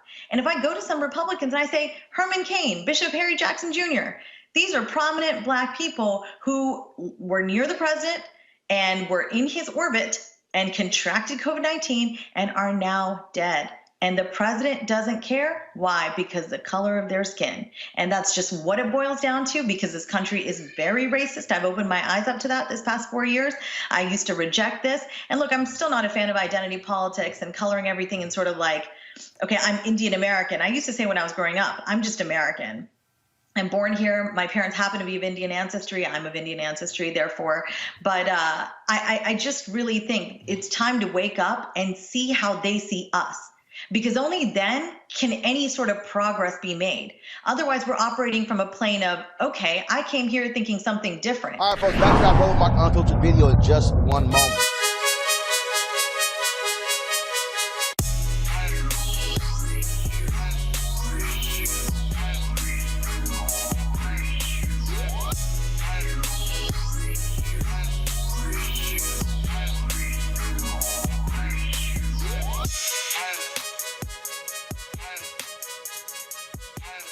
All right, folks, at Seek.com, want to thank them for being a partner with Roland Martin Unfiltered. Mary Spiel, the founder of this black-owned virtual reality company. You can watch their content at Seek.com, CEEK.com. This is one of the headsets that you can use. This virtual reality headset. Drop your phone right into here. Look at that content, that VR content on their site. Other 360-degree video puts you right there up close. And so you just pop it on like this, and then you're able literally to just sit here and put yourself in the room and see everything that's around you 360 degrees. Now, if you're listening to music, folks, you can check out the music on their Seek.com headphones. These right here, folks, are 360 degree 4D headphones. The bass on these things are absolutely amazing. Surround sound. So literally when you're listening to it, the sound actually is around your whole head. Again, created by a sister. If you want to get the headset for the music or the VR headset, simply use this promo code RMVIP2020. RMVIP2020. Christmas is coming up. Great gifts. In fact, my birthday in 9 days.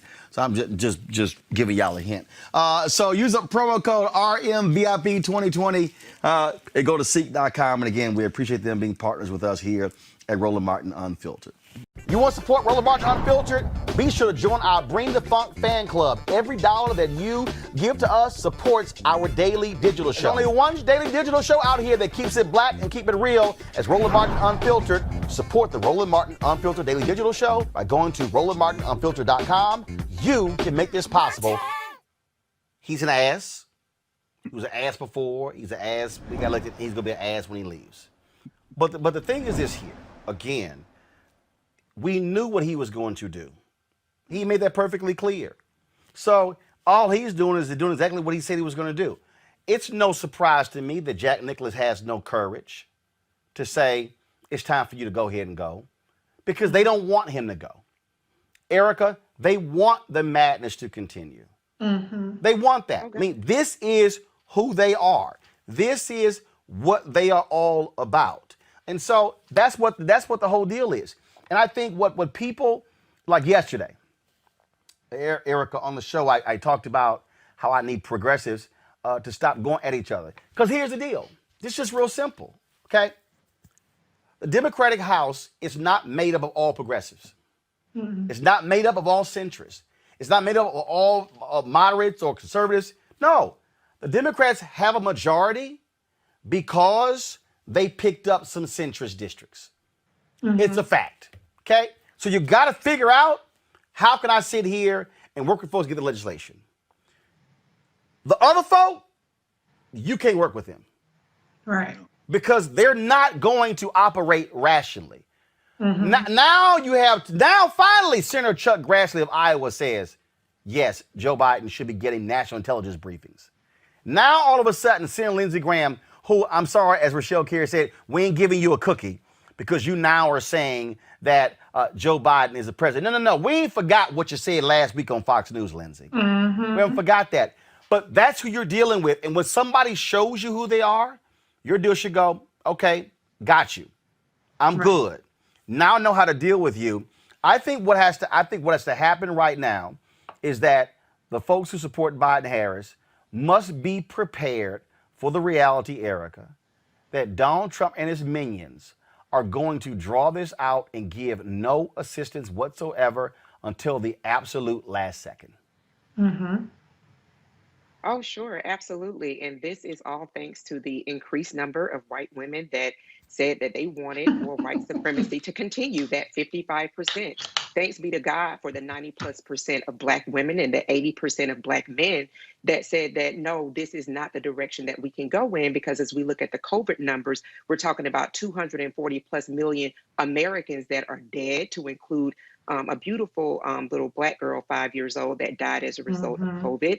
When we're also thinking about the still ongoing economic turmoil, we still do not have that CARES package that the House passed back in May of 2020 through the Senate. We also have here in the state of Georgia 2 important Senate elections that will be happening on January 5th, and a plethora of youth voters that will be engaging in the vote because they will be eligible to vote by January the 5th. We're thinking about all of these different things that we have going on, and not to be surprised that we have now people that are finding their cojones and trying to step to the plate to say, well, yeah, he does, in fact, President-elect Biden does need to receive his presidential daily briefings. Hell yeah, he needs to be receiving them, because the functioning illiterate person who is occupying the White House has not been reading them for over 4 years now. So there is this real exhaustion that the country is feeling, particularly when we're seeing that we have hundreds of thousands new COVID cases, where we're seeing people that are being hospitalized, ICUs at maximum capacity. So of course we do expect for the person who brought in the circus to leave with circus in tow. But I think that this is where people have to take stock and have to really own how being engaged in the vote is critically important. That, and also to remember that people that are not only on the federal level, but people that are on the state level, and I know we're going to get to this later in the show when we're talking about State Representative David Clark, who's pushing for more restrictive voting around wanting to call the Georgia State Legislature into session so that they can make sure that people can't be invalid folks that with the assumption that people are going to be moving to Georgia in a flurry because of the Senate elections that we have coming up in January. So people just need to remember these names like Lindsey Graham's, like State Georgia Representative David Clark of District 98, that these are the people in the midst of everything that we have going on in the country that still wanted to block and drag out what is a final election. We're just waiting for it to be certified. But these are the people who really continue to obstruct along with the son of a Klansman. And don't forget those people. Remember those people when you're thinking about the state of Georgia, when these folks are up for election again in 2 more years. Think about that as we move into these different classes of Senate races, as Dr. Carr pointed out last week, that will be ongoing, thinking about not just 2020, but thinking about 2022, 2024, 2026 moving forward, because these are people that said that your life be damned, we want power. All right, folks, back to our Roland Martin Unfiltered video in just one moment.